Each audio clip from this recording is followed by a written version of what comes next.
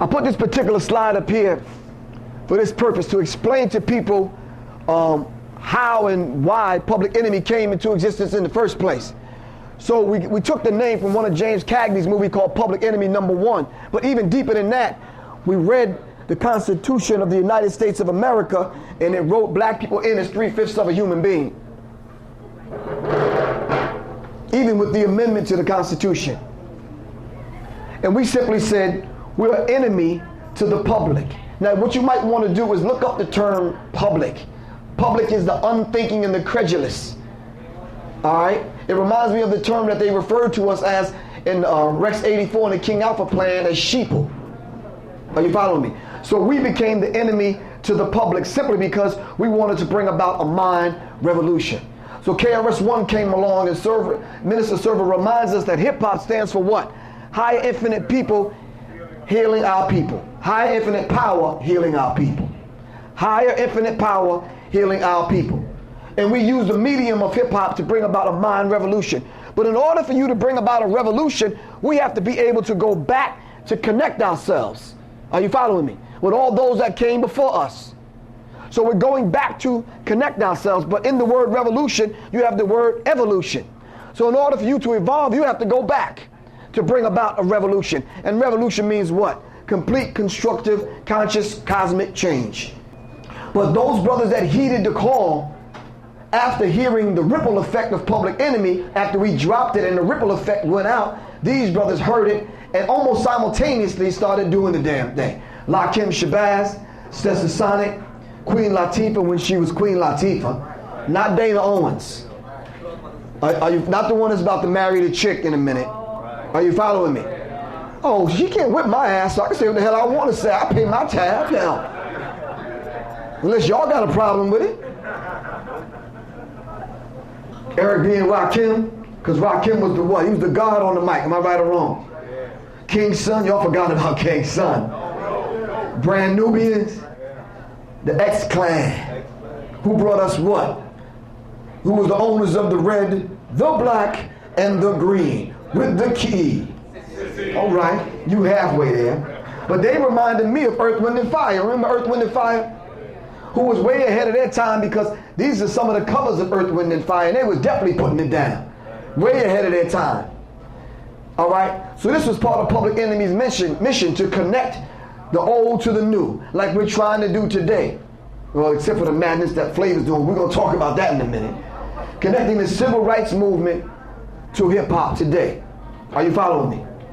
Big Daddy Kane was on it. Intelligent Hoodlum, Paris from the West Coast, Wu-Tang Clan, your man Tashin Busta Rhymes, which is questionable, but I love him, he know that. Cam from the West Coast. Why did they make this song called Self-Destruction? If everything was peaches and cream in hip-hop, why would there be a need to make a song called Self-Destruction? And in the lyrics it says what? We're headed for self-destruction. Could they have been talking about today? Are you following me? Let's push forward. KRS-One, big it up for my man KRS-One, who went from criminal-minded to spiritual-minded. Are you following me? Y'all should be clapping right now, because the brother did make a sacrifice.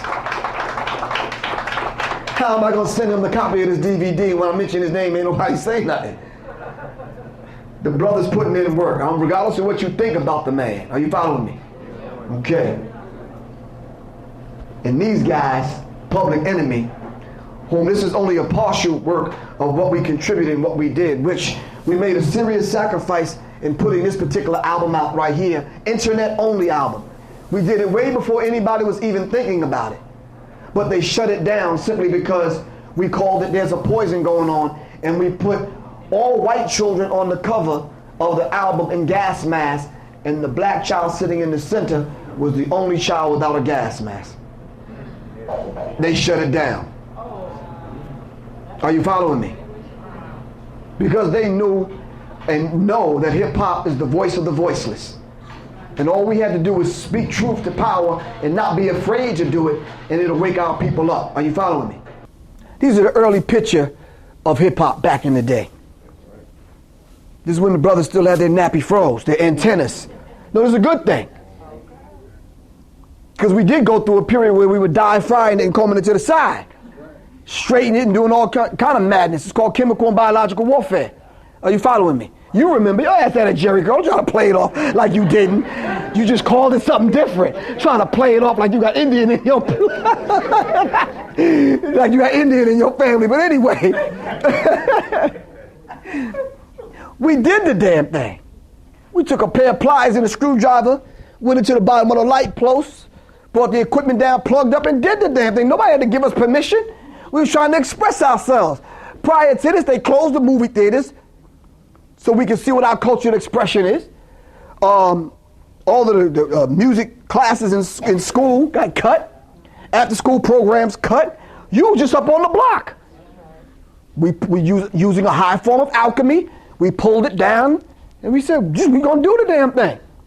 But I said here, frequencies from off of the wax as opposed to the digital CD. The black melanated wax sent out a frequency that resonated with us. So we knew what it was because we've always danced. We've always did graffiti. They're called hieroglyphs. Okay, follow me. We've always did this. Am I right or wrong? We just call it something different today. But we've always did this. Why? Because real hip-hop is not played on the radio. The first 10 years of hip-hop, you didn't hear it on the radio. You may have heard of one song or two, but they didn't play this cultural expression on the radio. All right? So in order for you to participate in hip-hop, you had to be there. Yeah, you had to carry this heavy-ass box on your shoulder with them expensive-ass D-size batteries. If you want, you've done it before. Because it represented you. You put it down, turned it up to 11, and stood back in your b-boy stance. Because it represented you, right or wrong. So we have to understand that. And you felt part of it because the beautiful thing about hip-hop is inclusive of all the other genres of music. Gospel, jazz, swing, blues, whatever. Scat, ratting, whatever. Hip-hop is energy. It cannot be destroyed. It cannot be created. It just changes forms. That's why I beg to differ with Nas when he said hip-hop is dead. All right? Hip-hop is not dead. You can't destroy hip-hop. Are you following me? So we have to understand this particular dynamic. We're going to get into Nas a little bit later on. His next album was called the Nigga Album, which they persuaded him not to call it the Nigga Album, so it's just untitled. But Black Dot teaches us that all Nas was saying was hip-hop is dead, nigga. Are you following me? So we have to understand that. But then again, we got to ask, who the hell is Nas working for? With a name like Nasir, a Muslim name. Are you following me? Keep that in mind now. Because why would you parade your woman down the red carpet at the awards show with the word nigga on her back? Is this the way you treat the goddess of the universe? Mother of civilization? I think not. Why? The other people don't do that. They praise their women. Now keep in mind now the red carpet. The red carpet symbolizes what? Walking on the blood of the people. Come on now. There's a fascinating story that was told to us by Joseph Coswell to Brother Tunisia on WRFG, the station where Sister Ra in the back works. Damon Dash, Suge Knight, Irv Gotti, Jay Prince got together in a private meeting to set up a distribution company to distribute Sam Snead's next album he got coming out, right?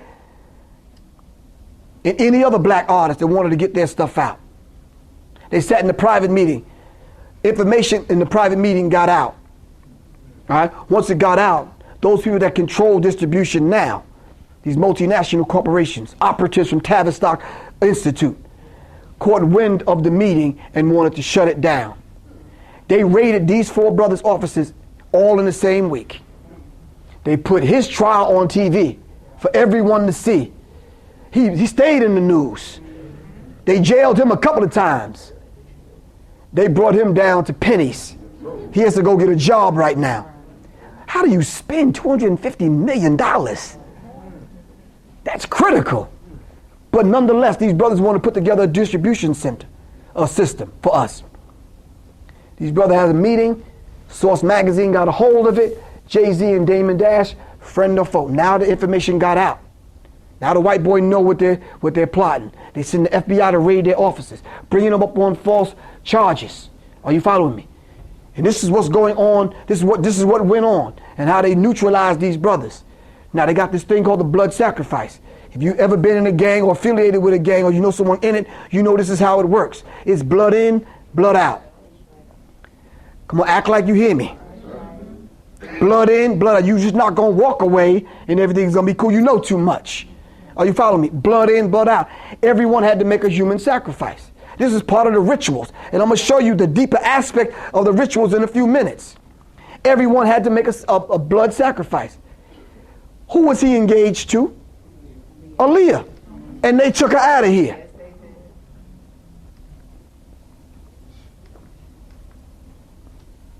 He was sitting right next to Tupac when Tupac got gunned down. You mean to tell me you wasn't even grazed? Something's going on. Irv Gotti was supposed to sacrifice Ashanti, but how she got out of it, I don't know. But if you see her now, she all but looks like a white woman on TV. All right, you know she's about damn near 30-something years old, but they're playing in one of the sitcoms as though she's 16. Are you following me? Brother was inking a deal with Pimp C. And guess where they found Pimp C? In a hotel, dead. This is real. I could go on and on. You do the investigation and look at the information on this sister's family that got murdered. It's a ritual killing. You want to operate in that $20 million club, you got to pay. You got to pay, and you're going to go through the rituals because they want to bind you to them forever. Are you following me? And this is what's going on in the music industry. Kanye West, your man, doing the Masonic handshake with Jay-Z because he took the oath. Are you following me? This is what your children are listening to. Riri and Tay-Tay and Man and them. Are you following me? What is the song that Kanye West wrote for Jay-Z that brought him into the Illuminati? Lucifer, son of the morning. Now why would you be praising Lucifer, Kanye and Jay-Z? Come on now, talk to me. Lucifer, son of the morning.